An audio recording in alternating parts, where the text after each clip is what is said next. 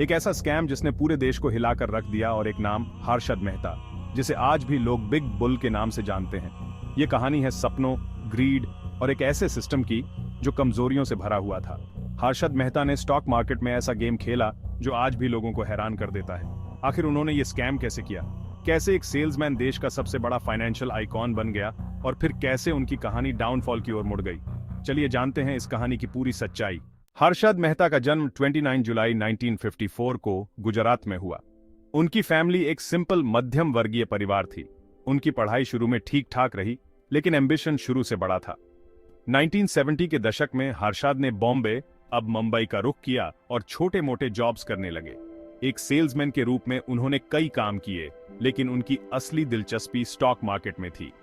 हर्षद ने BSE, Bombay stock exchange के floor पर काम करना शुरू किया और धीरे धीरे ट्रेडिंग के बेसिक्स सीखे।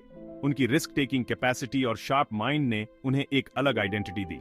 हर्षद ने बीएसई, बॉम्बे स्टॉक एक्सचेंज के फ्लोर पर काम करना शुरू किया और धीरे धीरे ट्रेडिंग के बेसिक्स सीखे। उनकी रिस्क टेकिंग कैपेसिटी और शार्प माइंड ने उन्हें एक अलग आइडेंटिटी दी। 1980 के दशक में उन्होंने Growmore research and asset management नाम की अपनी कंपनी शुरू की। यहां से उनकी कहानी का असली चैप्टर शुरू हुआ। हर्षद की ट्रेडिंग स्ट्रेटेजी ऐसी थी कि वो स्टॉक्स की डिमांड बढ़ा देते थे, जिससे प्राइसेस स्काई रॉकेट हो जाती थी। इस वजह से उन्हें बिग बुल कहा जाने लगा। हर्षद मेहता का असली मास्टर स्ट्रोक बैंकिंग सिस्टम की कमजोरियों को समझने में था। उन्होंने रेडी फॉरवर्ड डील नाम की एक प्रोसेस का मिसयूज किया। यह डील्स शॉर्ट टर्म लोन्स का तरीका थीं, जहां सिक्योरिटीज को कोलैटरल के तौर पर यूज किया जाता था। हर्षद ने बैंक के फंड्स को घुमाने के लिए फेक बैंक रिसीट्स (BRS) का इस्तेमाल किया। ये BRS असल में एग्जिस्ट ही नहीं करती थीं, लेकिन इन्हें इस्तेमाल करके उन्होंने करोड़ों रुपए उधार लिए। हर्षद ने इन पैसों को स्टॉक मार्केट में इन्वेस्ट किया, जिससे स्टॉक्स की प्राइसेस बढ़ीं और मार्केट में उनके नाम का दबदबा बन गया। वह मार्केट को मैनिपुलेट करने की अपनी ताकत के लिए फेमस हो गए।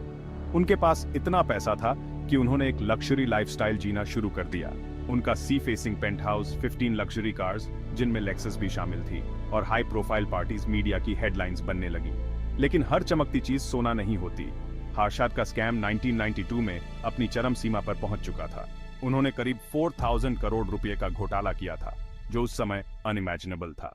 1992 में जर्नलिस्ट सुचेता दलाल ने टाइम्स ऑफ इंडिया में एक आर्टिकल लिखा, जिसने हर्षद मेहता के स्कैम को उजागर कर दिया। उन्होंने बताया कि हर्षद ने कैसे बैंकिंग सिस्टम के लूपहोल्स का फायदा उठाया।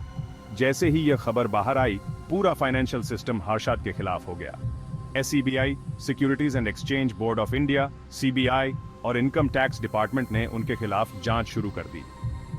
हर्षद मेहता ने खुद को बचाने की कोशिश की। उन्होंने यहां तक दावा किया कि उन्होंने प्रधानमंत्री PV नरसिम्हा राव को 1 करोड़ रुपए की रिश्वत दी थी, लेकिन उनके आरोपों का कोई ठोस सबूत नहीं मिला। 1992 के बाद हर्षद की जिंदगी डाउनहिल हो गई। उनका पूरा एम्पायर खत्म हो गया। उन्हें मल्टीपल केसेस में गिरफ्तार किया गया और कई सालों तक कोर्ट में लड़ाई लड़नी पड़ी। 31 दिसंबर 2001 को हर्षद मेहता की मौत हो गई। उन्हें एक हार्ट अटैक आया था जब वह जेल में थे। उनकी मौत के साथ उनकी कहानी खत्म हो गई, लेकिन उनकी लेगेसी आज भी जिंदा है। स्कैम 1992 सिर्फ हर्षद मेहता की कहानी नहीं है।